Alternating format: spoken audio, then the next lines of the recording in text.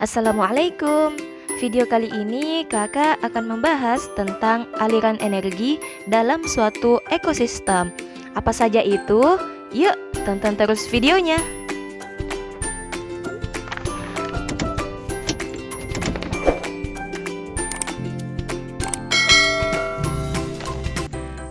Berbicara tentang aliran energi dalam suatu ekosistem, erat kaitannya dengan komponen biotik berdasarkan peranannya, yakni produsen, konsumen, dan juga pengurai. Nah, aliran energi dalam suatu ekosistem dibagi menjadi tiga. Yang pertama ada rantai makanan, yang kedua jaring-jaring makanan, dan yang ketiga piramida makanan. Yang pertama adalah rantai makanan. Rantai makanan merupakan peristiwa makan dan dimakan dengan urutan serta arah tertentu. Peristiwa ini terjadi perpindahan energi atau arus energi yang prosesnya dimulai dari produsen, konsumen, dan diuraikan oleh dekomposer. Adapun contoh dari rantai makanan dapat kita lihat pada gambar di samping. Di situ terdapat peristiwa makan dan dimakan pada ekosistem darat dan juga ekosistem laut. Pada ekosistem darat yang berperan sebagai produsen adalah tumbuhan. Dalam hal ini, tumbuhan itu akan dimakan oleh belalang sebagai konsumen tingkat 1, kemudian belalang dimakan oleh tikus sebagai konsumen tingkat 2, tikus dimakan oleh ular sebagai konsumen tingkat 3, dan ular dimakan oleh elang sebagai konsumen tingkat 4. Nah, proses makan dan dimakan inilah terjadi perpindahan energi yang disebut sebagai rantai makanan. Untuk melatih diri kalian, yuk coba tebak pada gambar berikut yang mana yang berperan sebagai produsen, konsumen tingkat 1, konsumen tingkat 2, konsumen tingkat 3, dan juga dekomposer. Tulis di buku tugasnya ya.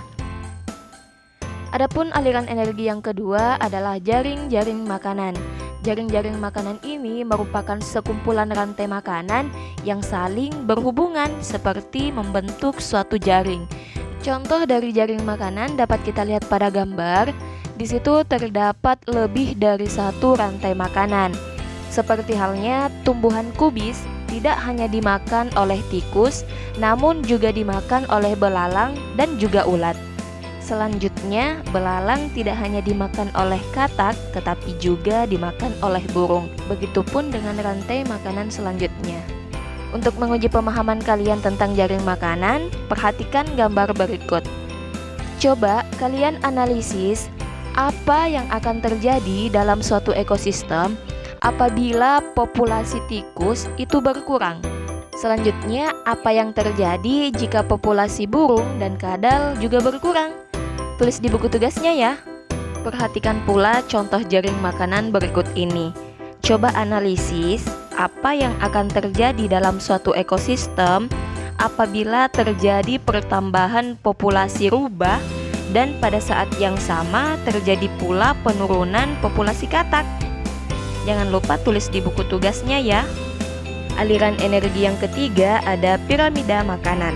Piramida makanan ini merupakan susunan yang menunjukkan perbandingan antara jumlah produsen, konsumen tingkat 1, tingkat 2, tingkat 3 atau sampai puncaknya, yang dimana normalnya itu jumlah populasi yang menempati tingkat tropik paling bawah harus lebih banyak jumlahnya dibanding penghuni tropik di atasnya agar terjadi keseimbangan dalam suatu ekosistem.